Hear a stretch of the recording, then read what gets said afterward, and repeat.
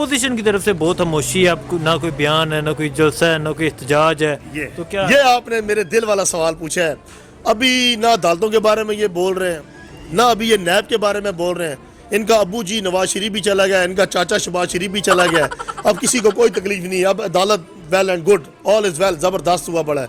वो भुट्टो जो बोलता रहता था 24 घंटे, जो जिसका ये भी नहीं पता चलता कि ये मर्द है या खुसरा है, जिसे बात करनी नहीं आती, वो हर वक्त बोलता रहता था अबू बचाओ, अबू बचाओ। अबू बच गया ना। अब अदालतें भी ठीक है, अब नैब भी ठीक है।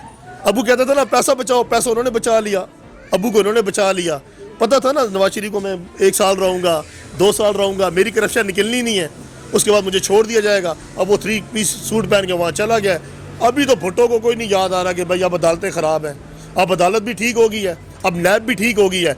जो इनके हक़ में फैसला आए तो वो सही है, जो इनके हक़ में बात ना है ना, फिर ये भोंगते हैं, ये फ़ौज पे भी भोंगते हैं, इदारों पे भी भोंगते हैं, सब कुछ करते हैं। मेरे भाई अब अवाम को, जालों को, पटवारियों को ये समझ आ जानी चाहिए कि हमारे हक़ में कौन बेहतर है। नहीं शहबाज साहब अपोजिशन लीडर है, अपोजिशन लीडर की ये जिम्मेदारी होती है कि हुकूमत को बताए, हुकूमत को सही रस्ते लाए।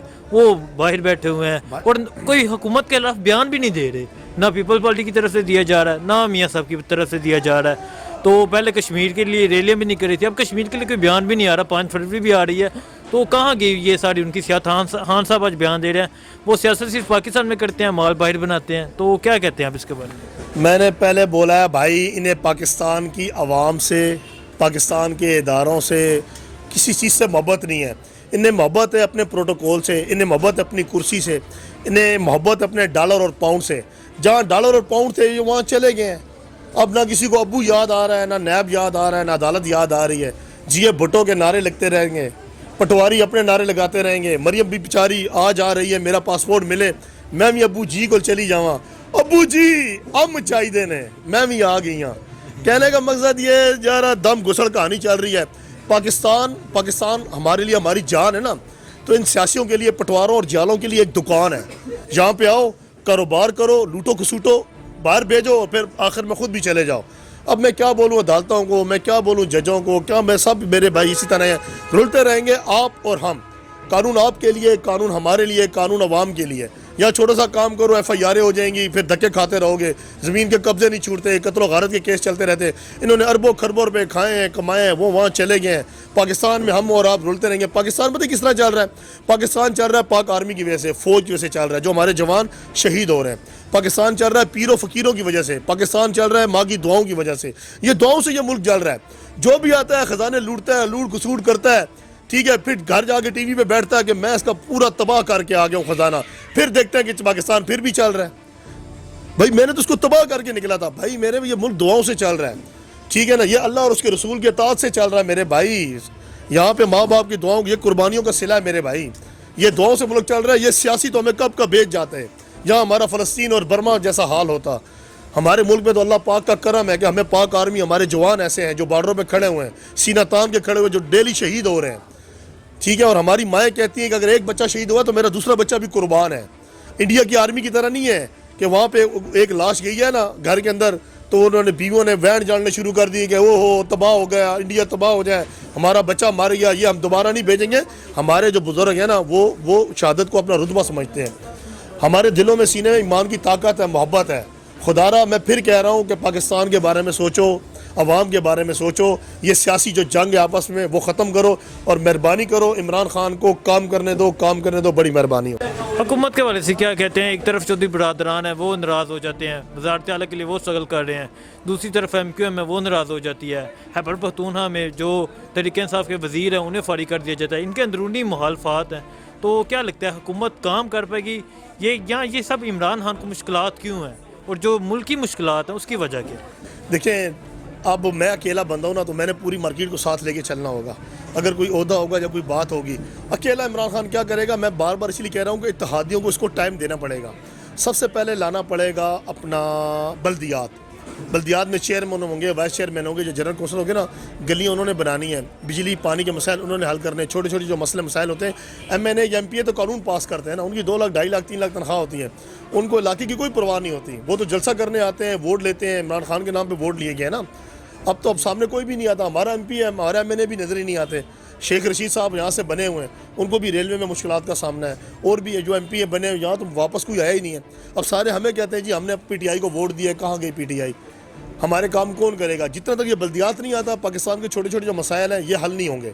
پہلے بلدیات کو لایا جائے جتنی جلدی ہو سکے، جیسے بھی مسائل ہیں۔ فنڈ جو کہتے تھے نا کہ فنڈ ٹرانسفر ہوں گے تو یہ بلدیات کے جو نمائندے کھڑے ہوں گے نا، ان کے اکاؤنٹ میں آئیں گے اور وہ گلی محلے کی بات سنیں گے۔ میں اگر گلی محلے میں ہوں نا، مجھے مارکیٹ جانتی، گلی محلہ جانتا ہے، تو میرے نام پہ اگر ووٹ دیے گئے نا تو میں نے محلے کے کام کرنے ہیں نا، کیا یا عمران خان نے کرنے یا میں نے یا ایم پی اے نے کرنے۔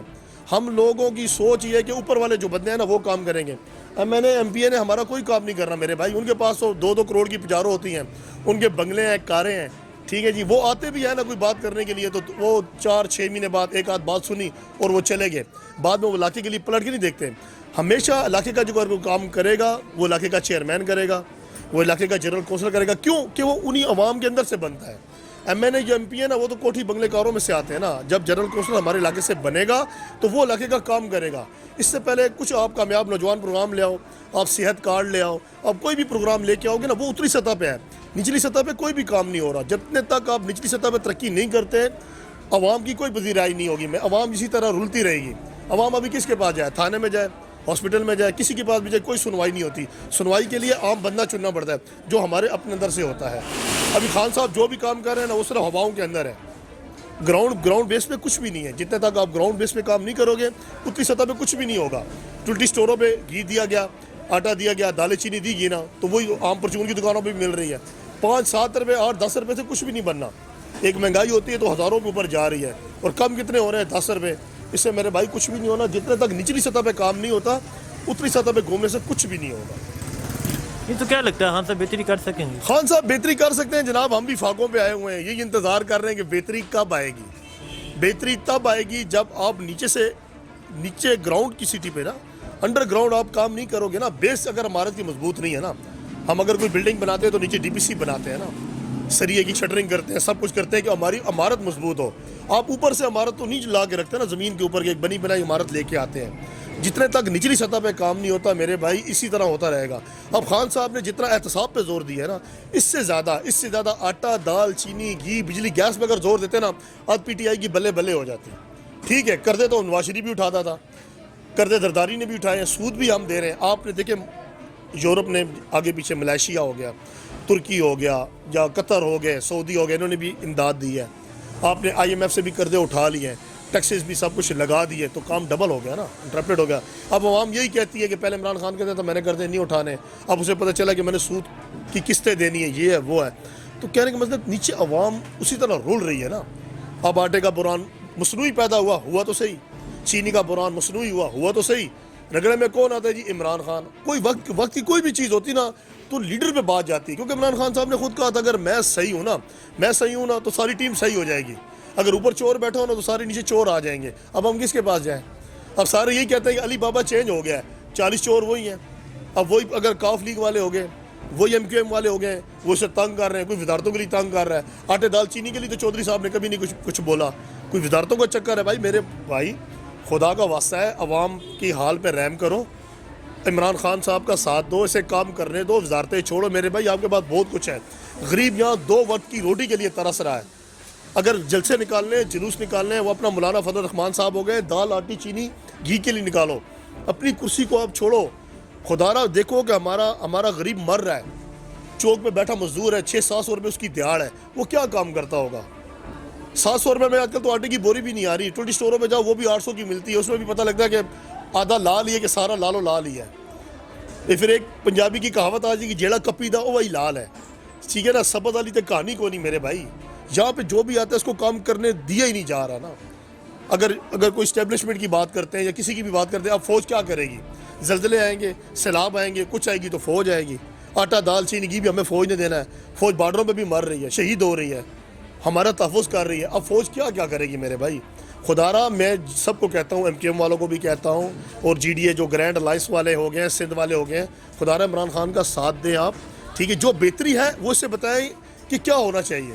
یہ نہیں کہ اس کی ٹانگیں کھینچو، الیکشن کراؤ، وزارتیں دو، یہ کرو، بلیک میلنگ کی سیاست آپ چھوڑیں۔ اکیلا عمران خان کیا کرے گا؟